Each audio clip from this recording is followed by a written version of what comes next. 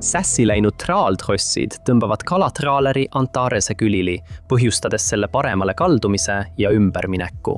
Allveelaev veab ümber läinud traalerit mööda veepinda, kuni tõmbab Antarese vee alla ja trossid purunevad.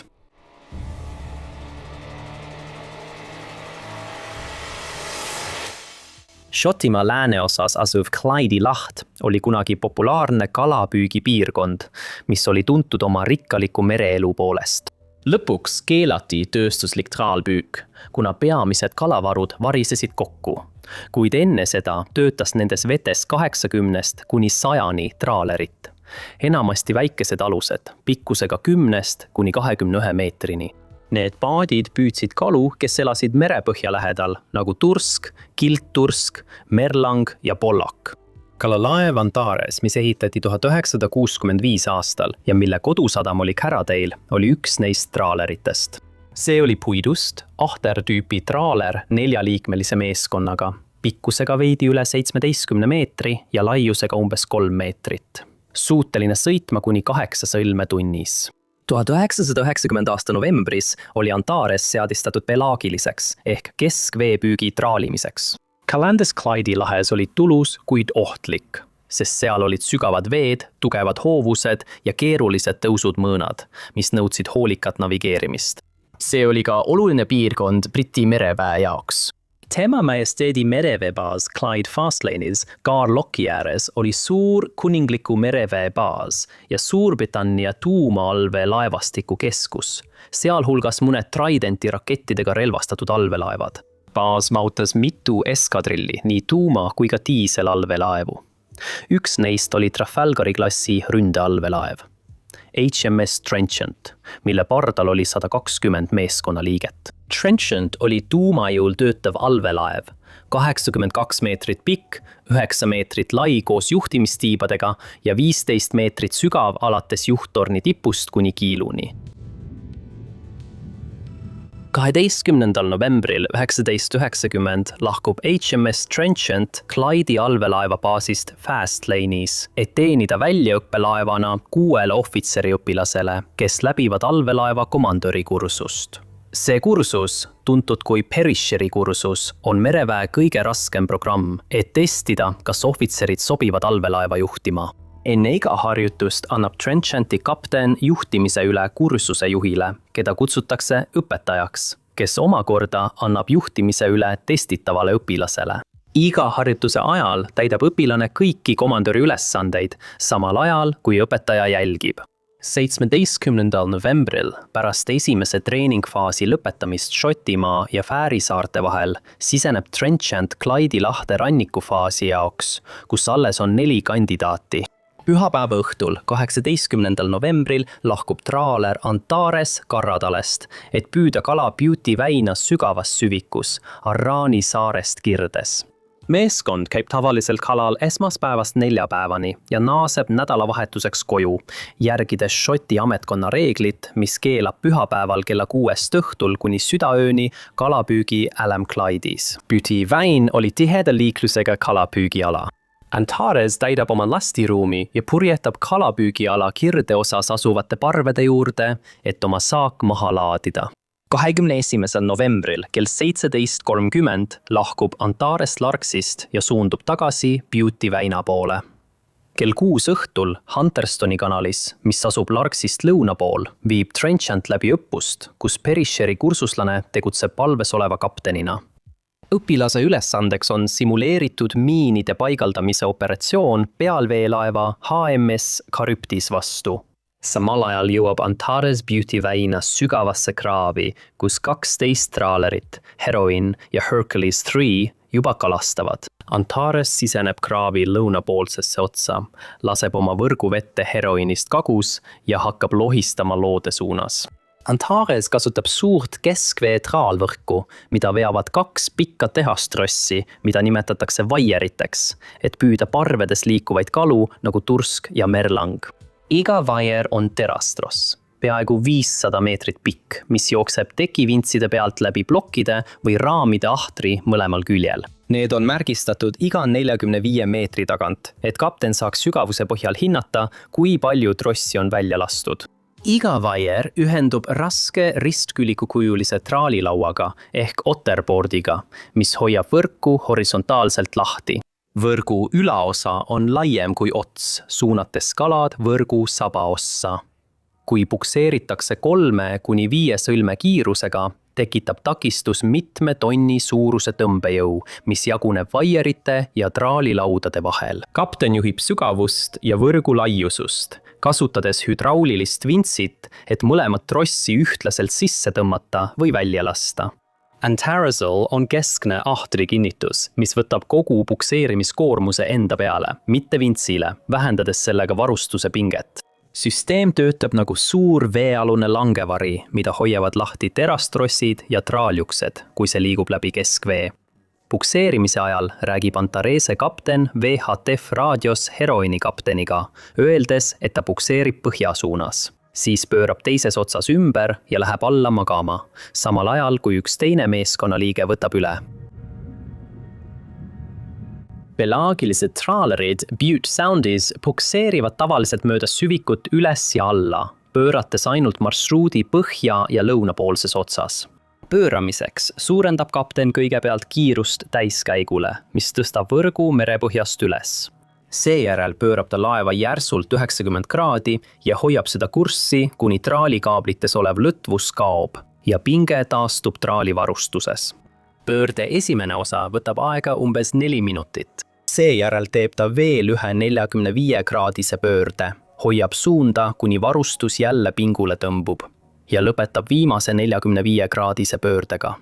Nii saab täis 180 kraadi ehk U-pöörde. Täielik pööre algusest lõpuni võtab aega umbes 15 minutit. Paremale ehk tüürboardi pöörates pingutuvad mõlemad trossid tüürboardi ahtrikvartali kohal. Väliimine tross, mis on antud juhul vasakpoolne ehk backboardi tross, võtab suurema koormuse ning selle traaljuks tõuseb vees kõrgemale, nii et backboardi tross asub kõrgemal kui tüürboardi oma. Peaaegu nagu lennuk, mis kallutab paremale. Pöörde ajal kitseneb võrk, tuues mõlemad trossid üksteisele lähemale, mis tõttu jälgib meeskond hoolikalt, et need omavahel kokku ei läheks. Traaler on pöörde ajal kõige haavatavam. Seega jääb roolimees sillale, et pöörde edenedes kurssi vajadusel korrigeerida.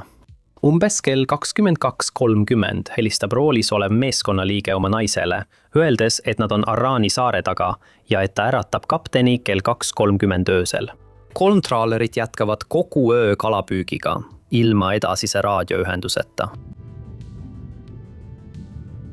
Hunterstone'i kanaalis lõpetab allveelaev Trenchant miinide paigutamise harjutuse ja suundub lõunasse, et fregatt Charybdis saaks allveelaeva otsida ning Trenchant saaks harjutada vältimismanöövreid.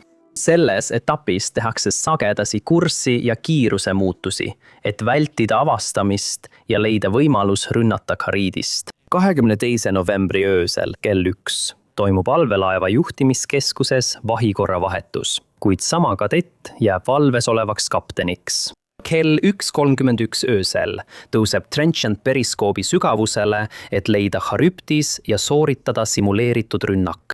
Kadett, kes on valves olev kapten, vaatab periskoobist ja näeb pinnal ainult fregatti.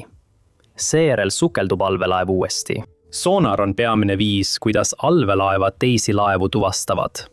See töötab 2 režiimis, aktiivses ja passiivses.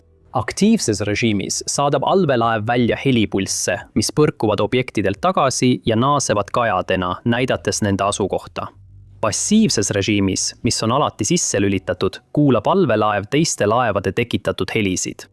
Helisuuna ja sageduse põhjal suudavad väljaõppinud sonaarioperaatorid hinnata laeva tüüpi ja kaugust allveelaevast. Enamik pinnalaevade mürast pärineb propellerist. Suurtel laevadel on aeglasemad propellerid, väiksematel kiiremad. Isegi seisvat laeva võib mõnikord veepiiri all kuulda, kui pardal olevad seadmed töötavad, kuid vaikset laeva või objekti passiivse sonariga ei tuvasta. Trenchantil on mitu sonariseadet, et tuvastada müra, püüda kinni laevade ja allveelaevade signaale ning võtta vastu teiste sõjalaevade aktiivset sonarit. Kell 1.58 öösel tuvastab Trenchanti soonar lähedal asuva kontakti umbes 350 meetri kaugusel, samal ajal kui allveelaev teeb backboardi ehk vasakule 180 kraadist pööret. Vahetult enne kella 2 öösel lõpetab instruktor harjutuse, kui Trenchant on stabiilselt kompassi suunal 150 kraadi, liigub 6 sõlmega ja on 60 meetri sügavusel vee all. Kui harjutus on lõppenud, pöörab Charybdis loode suunas Arani korgi poole, et kohtuda teise allveelaevaga HMS Otteriga, mis viib läbi sarnaseid harjutusi kaugemal põhjas. Instruktor ütleb valves olevale kaptenile, et ta jääks piirkonda ja valmistuks andma juhtimise üle järgmisele kadetile, et too saaks samast positsioonist oma harjutust alustada. Seejärel lahkub instruktor juhtimiskeskusest, et kapteniga järelarutelu pidada ohvitseeride messis. Kell 2.4 öösel pöörab valves olev kapten paremale, tüürboardi, ja kell 2.9 öösel liigub Trenchant kompassikursil 315 kraadi, endiselt 6 sõlme kiirusega ja 60 meetri sügavusel. Minut hiljem ilmub sonaaris 4 kontakti. Trenchanti passiivne soonar tuvastab 4 kontakti. Kontakt M01 tuvastatakse kui sõjalaev Charybdis, mis eemaldub. Kontakt 03 ja 05 liigitatakse kalalaevadeks. Samas kui kontakt 45 on registreeritud kui kaubalaev, kuid võib olla ka kalalaev. Pinnal näevad Charybdise vahimehed 2 traalerit teineteisest möödumas. Heroin pukseerib loodesse ja Antares kagusse, umbes 370 meetrit teineteisest, möödudes vasakpard vastu vasakut pardat. Sonarikontroller teatab, kontakt 05 vasakul vööris, asimuudil 304 kraadi. See tähendab, et kalalaev ilmub allveelaeva vasakule ettepoole. Mida soonaroperaator ei tea, on see, et heliallikas ei ole 1, vaid 2 alust, Antares ja Heroin. Nende asimuudid kattuvad passiivsel soonaril. Kuna passiivne soonar ei näita kaugust, siis mõlemad traalerid paistavad ühes suunas ühe objektina. Kell 2.13 hommikul teatab sonaarijuht, et kontakt 05 on mürarikas sihtmärk püsiva asimuudiga. Püsiv asimuud tähendab, et suund allveelaevast ei muutu. Laev võib liikuda paralleelselt allveelaevaga. Tema kaugus võib kas suureneda või väheneda. Püsiv asimuud takistab allveelaeva meeskonnal kaugust arvutada. Nad ei suuda kindlaks teha, kui kaugel laev on. Kauguse arvutamiseks on neil püsikorraldused, mis nõuavad kauguse määramise manöövrit. Nad peavad muutma kurssi või kiirust, et sundida asimuuti muutuma, kuid nad ei muuda ei kurssi ega kiirust. Kell 2.16 öösel teatatakse, et kontakt 05 on asimuudil 306 kraadi, liigub aeglaselt paremale ja müramõõdik näitab 35 detsibelli. Sel hetkel teeb Antares tavapärase pöörde oma traalimise lõunapoolses otsas, kiirendades, et võrku üles tõsta. Kell 2.17 öösel liigub kontakti 05 asimuud 306 kraadi pealt 322 kraadi peale. See muutub valjemaks ja soonaroperaator teatab, et see liigub kiiresti paremale. Kui valves olev kapten annab vahetuse järgmisele õpilasele, reageerib ta sonari teadetele lähedasest kontaktist paremal pardal ning annab käsu 15 kraadi vasakule roolile, pöördeks vasakule. Seejärel suurendab ta seda pööret 30 kraadini. Kell 2.18 öösel möödusid Trenchant, mille kurss oli 300 kraadi kompassil, ja kontakt 05, mille kurss oli 355 kraadi kompassil, teineteisest minimaalse pinnavahega umbes 180 meetrit. Pinnal näeb Heroini vahimees, kuidas Antares pöörab paremale, tüürboardi, et alustada järjekordset looden suunas pukseerimist. Seejärel pöörab ta oma tähelepanu Hercules 3-le, mis pukseerib kagusuunas. Nende ees annab Trenchanti valves olev kapten käsu uueks kursiks, mis on 260 kraadi. 45 sekundi pärast kuulavad Trenchanti juhtimiskeskuses olevad ohvitserid ja meeskond metallikolinat ja kraapimist, kui allveelaev põrkub kokku Antarese, traali, trosside ja laoturiga. Kõigepealt puudutab paremal olev lõtv parempoolne tross, millele järgneb vasakul olev pingul vasakpoolne tross, mis haakub Trenchanti paremale küljele ja kiilub kinni paristoomi alusplaadi alla. See on väike sonari korpus, mis asub kiilu ees. Mõne sekundi jooksul tõmbavad sassis trossid Antarese paremale, keerates selle kummuli. Merevesi tungib kiiresti sisse läbi avatud parempoolse roolikambri akna. Trenchanti veab kummuli pööratud traalaeva mööda veepinda, kuni see tõmmatakse vee alla ja trossid katkevad. Antares kerkib uuesti pinnale kummuli, nii et ainult vööri esine on näha. Sonari operaator teatab kohe, et tõenäoliselt on traalvõrk kuhugi takerdunud. Vahetuse kapten annab käsu mootorit seisata. Kokkupõrke hetkel märgib navigatsiooniohvitser Trenchanti asukohaks 55 kraadi, 39 minutit ja 5 sekundit põhjalaiust ning 5 kraadi, 3 minutit ja 3 sekundit läänepikkust. Hinnangulise kursiga 285 ja 289 kraadi vahel. Vahtkonna ohvitser annab meeskonnale käsu olla valmis periskoobi sügavusele naasmiseks, mis käivitab meeskonna jaoks tavapärase õppuse. Kõik võtavad oma tööpostil kohad sisse ja ootavad juhiseid. 45 sekundi pärast kokkupõrget sisenevad instruktor ja Trenchanti kapten juhtimiskeskusesse pärast müra kuulmist ning navigatsiooniohvitser annab neile olukorrast ülevaate. Pärast kiiret olukorra hindamist kell 2:22 öösel võtab instruktor valvekaptenilt juhtimise üle ja annab käsu liikuda aeglaselt edasi 5 sõlmega rool 30 kraadi vasakule, mis viib Trenchanti kursile 090 kraadi. Selle aja jooksul tõuseb allveelaev 37 meetri sügavusele. Instruktor viivitab pinnale tõusmisega, kuni ta on kindel, et nende kohal ei ole ühtegi pealveelaeva. Meeskond kontrollib pinnakontakte ja püüab uuesti tuvastada kontakti 05, kuid nad ei näe seda oma sonaaris. Enne kui Trenchant stabiliseerub kursil 090 kraadi, kuuleb allveetelefoni operaator heli, mida kirjeldatakse kui merehäiritust, millele järgneb lühike propelleri vingumine, mis kestab vaid 5 või 6 sekundit. See on Antarese uppumise heli. Kell 2:39 öösel, pärast võimalike pealispinna kontaktide vältimist, tõuseb Trenchant periskoobi sügavusele. Instruktor uurib ümbrust ja näeb 2 kalalaeva, Heroini ja Hercules 3, mis on teineteise lähedal, kuid ei märka ühtegi muud allveelaevale lähedast kontakti.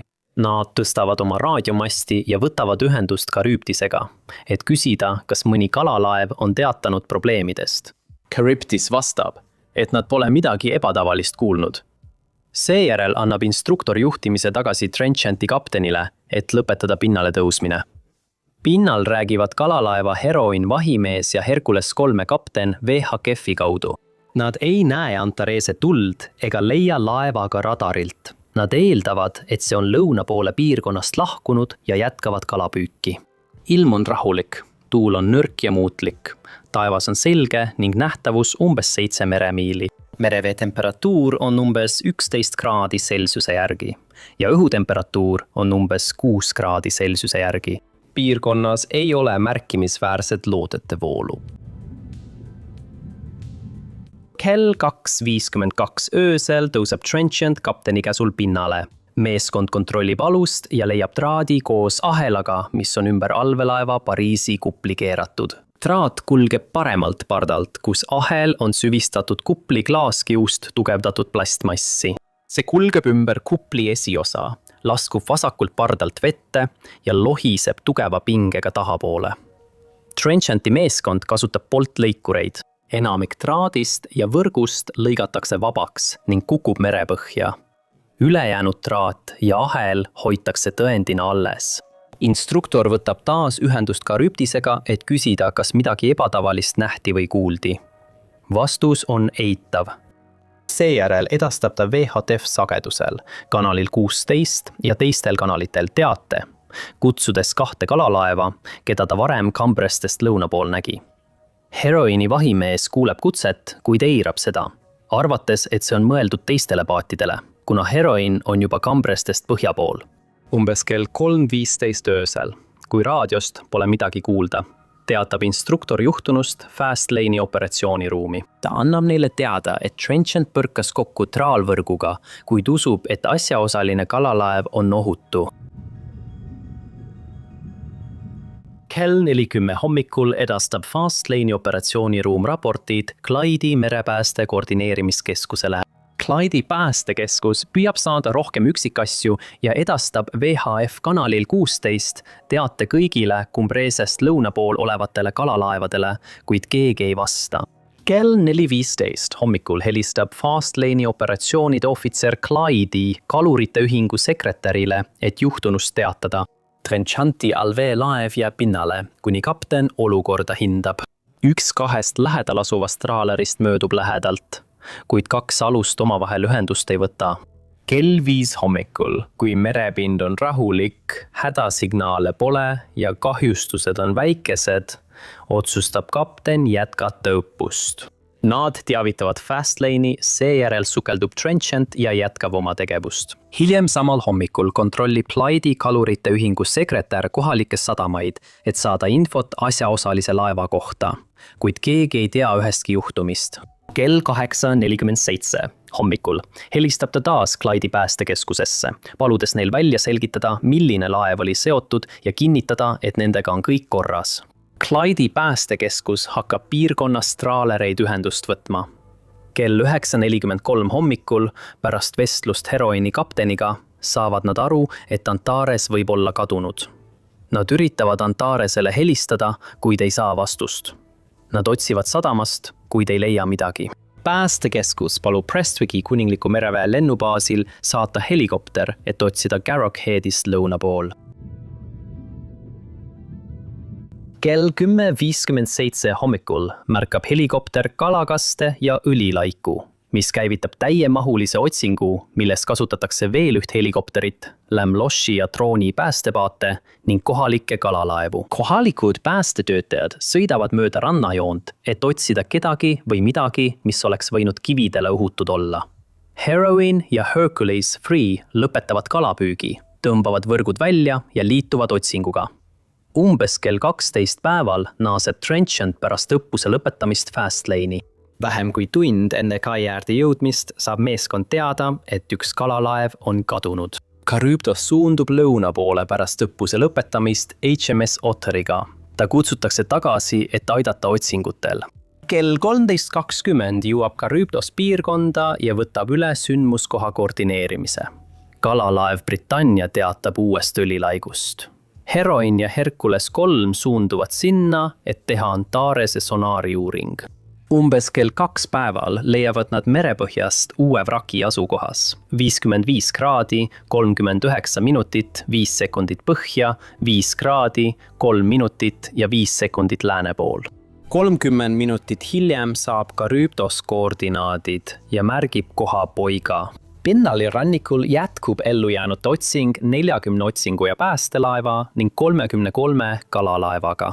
23. novembril kinnitab kuningliku mereabiteenistuse laev Toreador vraki kui Antarese.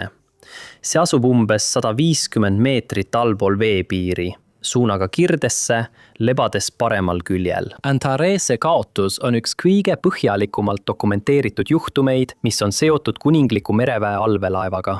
Ametlik uurimine viis ohutusjuhiste kehtestamiseni, mis nüüd kehtivad kõigile kuningliku mereväe ja välisriikide allveelaevadele, mis tegutsevad Briti vetes. Aruanne järeldas, et kokkupõrke ainus põhjus oli vahiteenistuse struktuuri ja standardite osaline lagunemine Trenchise pardal.